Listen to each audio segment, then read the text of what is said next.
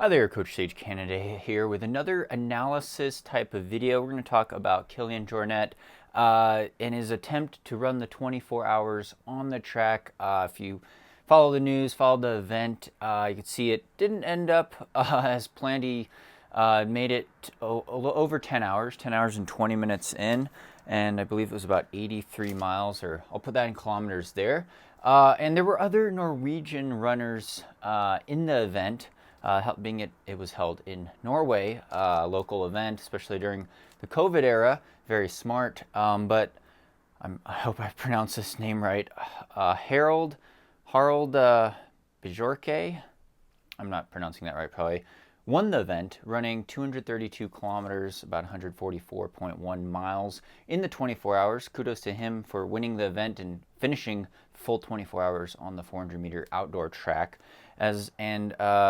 Other things of note is another runner, again, sorry for the mispronunciation, Hankinson, I believe, ran 100 miles. He split through the 100-mile mark, or the 161-kilometer mark about, in 12 hours 46 minutes, which was a Norwegian record, which I find is actually kind of interesting because when we think about these records on the track, in the US, it's a very big deal to run 100 miles, and maybe in the UK as well. But I'd imagine for most of the world, since everyone's pretty much on the metric system, 100 miles is kind of a weird, arbitrary distance to be running.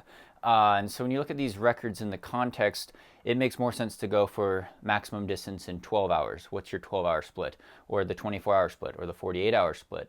Or to go a certain course. So it's interesting to me.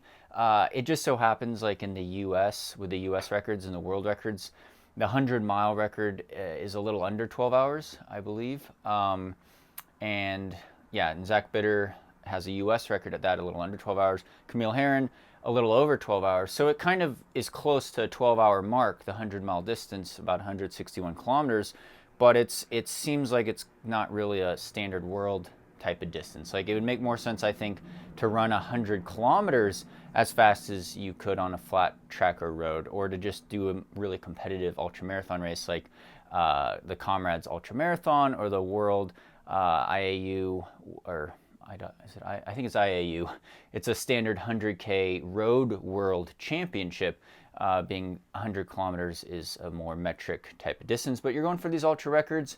The distance in 24 hours was the record by Yanis Kouros that Kilian, the media at least, had built up to being the target type of goal and then possible ultra record. And like I said in my previous video, which I'll link to below, as well as at the end of this video before the event, I never said I didn't think Kilian could get it, but I didn't think he could get it. I don't think anyone could really get it anytime soon, because it's such a really crazy record. 188 miles, was it 303 kilometers in 24 hours? Like, it's really one of those outlier records. And like I said, it's like the Pikes Peak Marathon record. That's like, I just don't see that going down, even by phenomenal athletes like Kilian. But the main reason I wanted to do this talk was to give kudos to Kilian, because he's getting out of his comfort zone, and my whole motto has been the any service, any distance, and I think this really epitomizes that, because he's mixing it up on a flat,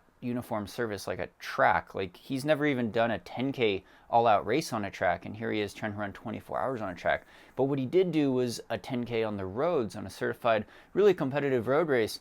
And as a mountain runner, like I said, you can't hide out on the track, right? There's no mountains or trees or hills to go up and down, no technical trails.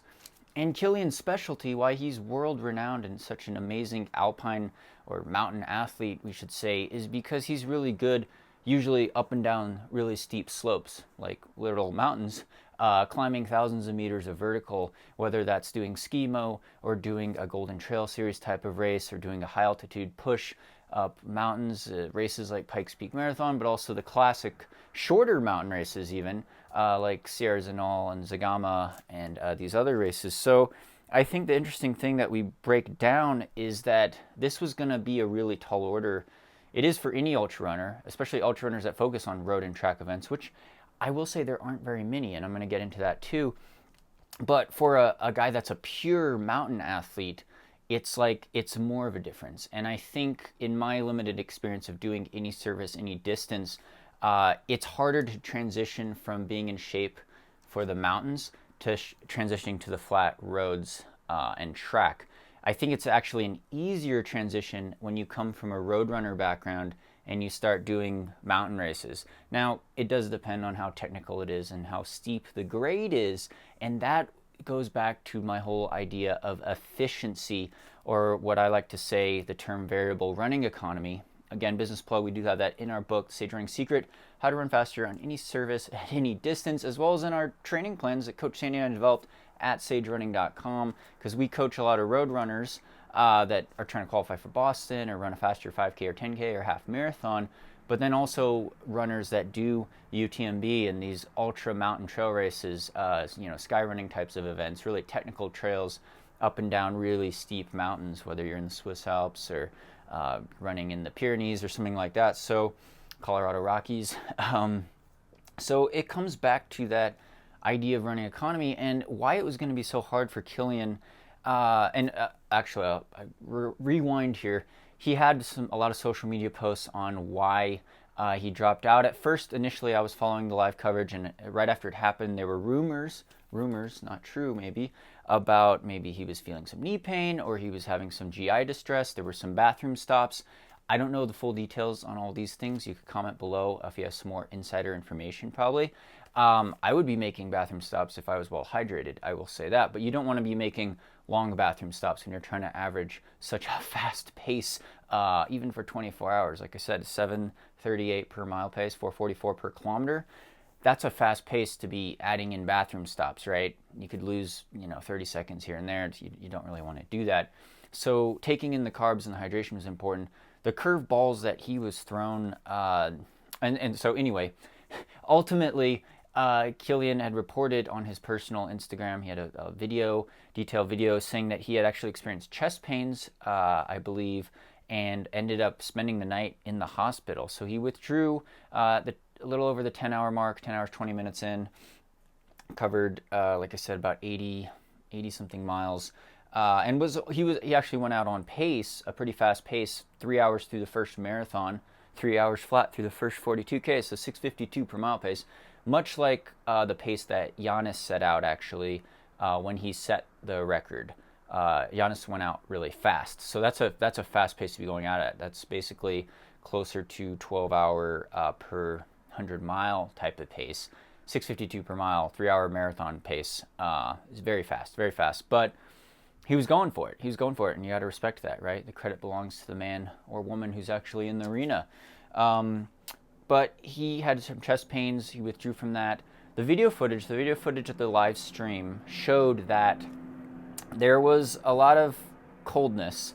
I believe during the course of the day it was around freezing, 0 degrees Celsius, and it was going to get colder at night. And of course, being in Norway, I imagine there's more darkness than light at this time of the year, like a lot more darkness. And running in the dark isn't always great, especially when it's super cold.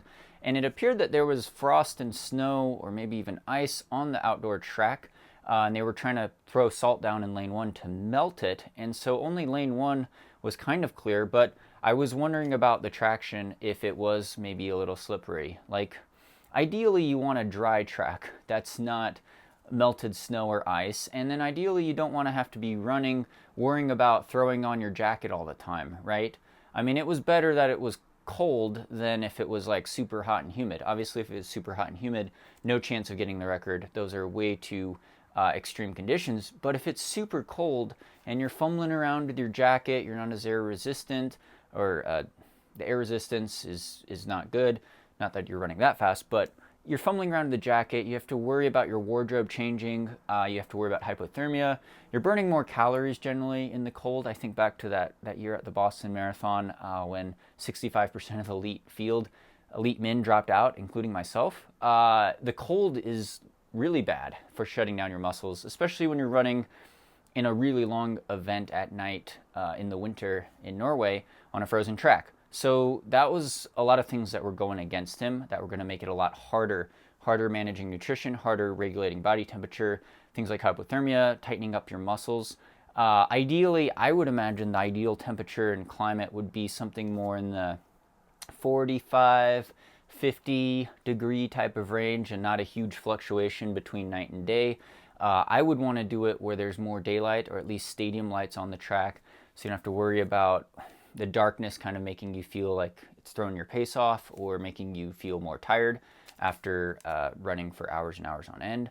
And I wouldn't want to have to deal with the wardrobe change. I'd want to be in a singlet and shorts all the way, not getting too hot, not getting too cold, not worrying about my nutrition fluctuating a ton because it's really hot or it's really cold and I'm burning through my calories faster than I should be based on the work output of the pace you're trying to manage. And of course, dry traction. You don't want it to be pouring down rain. You don't want snow and ice on the track. You just want it to be dry and have your shoes not be slipping around, especially because you're already dealing with turning in the same direction for 4 hours at a time before you switch direction on the track. So a lot of skeletal muscular stress. The other consideration, of course, is that Kilian was kind of injured after doing that 10K road race, which was only about a little over a month ago, I believe. And the other focus was that he was doing 10K focused training to run a sub 30-minute 10K, which he did. And that's not very specific to running a 24-hour event, right? Like, he was putting in a big base. He did some good he did at least one good, really long run, like 80K long run on the track at a fast pace. But other than that, you can't be in peak shape for a sub 30-minute 10K and then expect to be in peak shape for a 24-hour event within a month span. That would be very hard. I don't think even Yannis Kouros, who I believe his marathon PR was only 2:23, probably couldn't crack 30 minutes for 10K like Kilian did, right? So Kilian's got more basic speed. He's got more higher VO2 max probably, but it's not about basic speed and VO2 max. It's about efficiency in the long haul on a very flat uniform surface, and that's where the running economy comes in. Running economy being defined exactly by liters of oxygen, or is it milliliters? Milliliters of oxygen used per kilogram of body weight to cover a kilometer in distance, I believe. And so you could measure these efficiency numbers, and I found that they're the most interesting thing to me in this any service, any distance running, but in distance running in general, because it's a better predictor of performance than raw VO2 max, right? You don't need a really high VO2 max to run super long distances. It certainly helps, but it's not the end all. Just like your basic 400 meter sprint speed or your 5K PR or even your 10K PR doesn't have to be super fast to run really well at 24 hours or 100 miles or 200 miles or 200 kilometers in these types of events. So, but what you do need to be is you need to be efficient with your musculature, your running form, and your movement patterns running over a flat surface around that pace.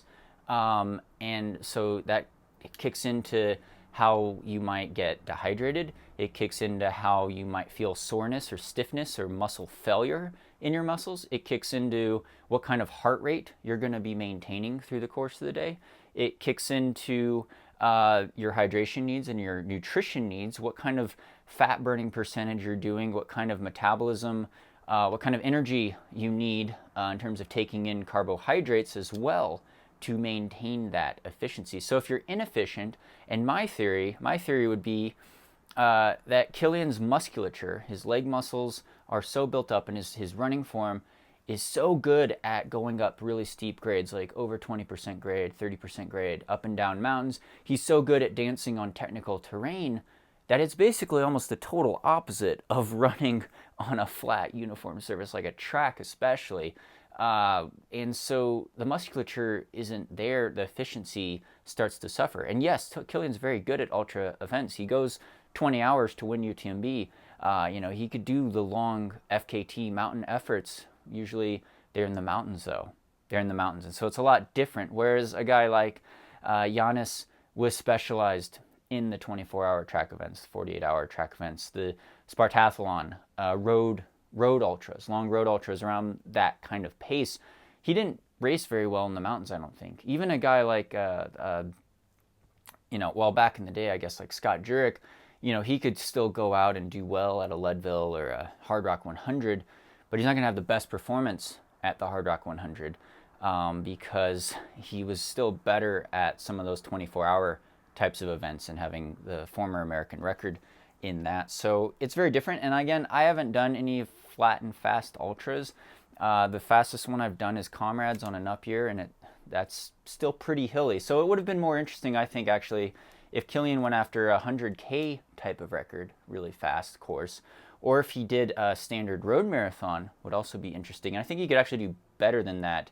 I think Kilian could definitely run under 2:23 in a standard road marathon and finish way ahead of what Giannis's marathon PR was. But again, it's not the same thing. 24-hour event is a lot longer than a standard 42K road marathon. But I think Kilian's 10K showed that he definitely has a lot of speed, actually.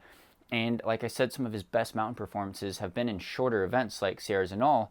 But what we know from running economy and seeing the transition from going from the mountains to the flats, mountains to roads or trails, any service, any distance, it's a very hard transition to make if your legs aren't used to it. And it's not about the cardiovascular system so much, it's about your muscular efficiency and your running form specific to the demands of the terrain that you are on.